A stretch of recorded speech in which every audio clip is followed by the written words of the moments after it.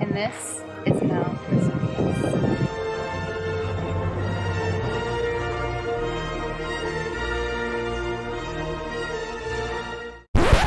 Wait, you're not telling me you went all the way to Italy, do you? Well, yes, I did. I looked up flights, I went to Italy, and I learned from the volcano itself. But first, let's go back where it all started because Vesuvius has a great backstory. Mount Vesuvius is located 12 kilometers southeast of Naples, Italy. Dating back 400,000 years ago, Mount Vesuvius used to be one large volcano.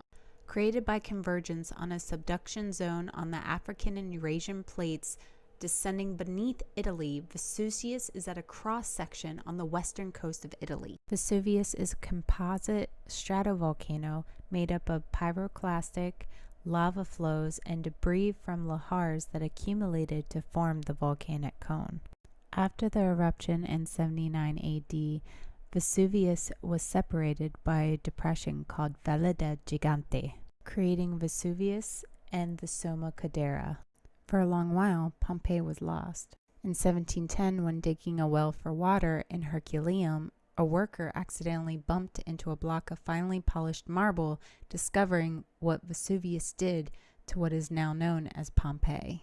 Historians discovered that the Pompeii citizens had no knowledge what any volcano was and nearly thought that Vesuvius was just a large mountain.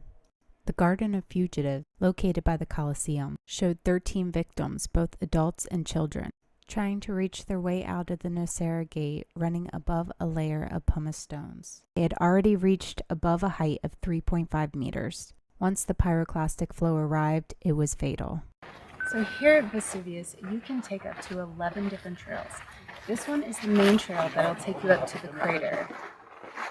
While hiking up Mount Vesuvius, I found two types of stones, leucite and augite. Vesuvius's next big eruption was 16 December 1631 as a Plinian eruption that buried many villages under the resulting lava flows as a VEI 5.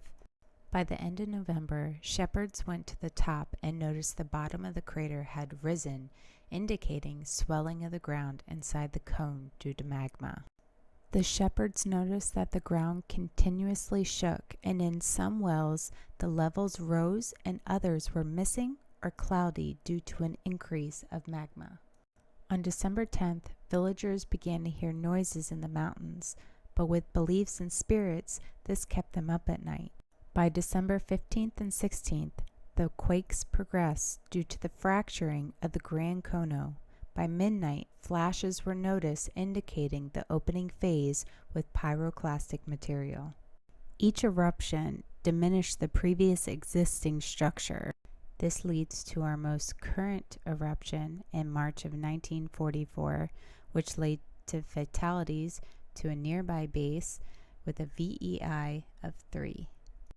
Translated from Vesuvius 79 AD, the destruction of Pompeii and Herculaneum, it states that there are 8 cycles total, starting with a period of rest, Plinian eruptions, interplinian activity, and then another period of rest. First, it begins with violent closed-vent explosive eruptions, your Plinian, followed by rest and low-energy activity. However, the last cycle of activity between 1631 and 1944 has mainly been Strombolian. The roads between Naples and Nocera brought various types of crops and livestock that had extensive vineyards and large wooded areas towards the top. Since the Great Eruption of 79 AD, Vesuvius has forever changed the landscape of Naples. So the next big question is, what and how will the next eruption be for Mount Vesuvius? It's said that the current rest phase has lasted 79 years, suggesting that a new period of inactivity is leaning towards an explosive awakening similar to the 1631 eruption, which was subplinian. When the time comes, 18 towns home to nearly 600,000 people could be wiped out in an area known as the Red Zone. People up to 12 miles away will be at risk due to the burning ash and pumice.